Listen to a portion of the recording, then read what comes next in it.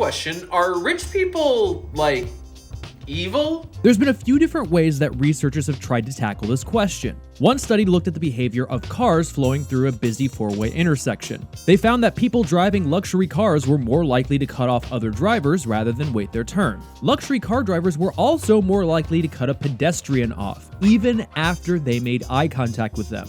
Another study gave emotional intelligence tests to people across different socioeconomic statuses. Sure enough, having a higher socioeconomic status is associated with having lower levels of emotional intelligence.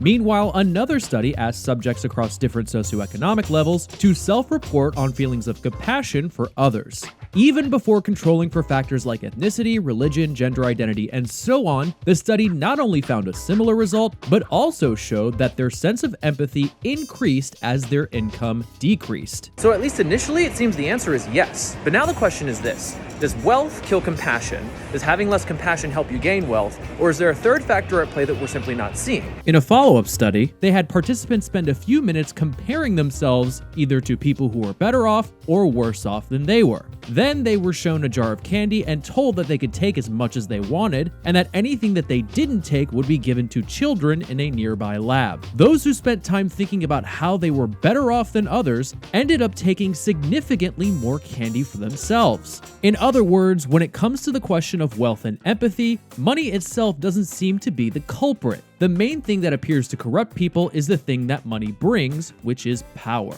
Researchers ran a number of experiments where they randomly assigned artificial power to test subjects before having them perform tasks that required them to examine other people's perspectives. Across all groups, power dampened the part of the brain that governs mirroring, which is when we simulate the experience of others in our own mind. Power robs your brain of that ability, and we're still not 100% sure why that happens. What we know is that power dampens these parts of your brain as much as a traumatic brain injury would. So if you have a boss or a teacher who actually got hit in the head a bunch, well, now you know. But now the question is this: how do we achieve success and status in our own lives without having the same thing happen to us? There is one key takeaway that might save you if you ever find yourself in a position of authority. Just because you have power doesn't mean that you need to feel powerful. Regularly engaging in behavior that grounds you can help you regain your faculty for empathy, such as watching documentaries, reflecting on hard times in your life, and spending time with people who keep you grounded.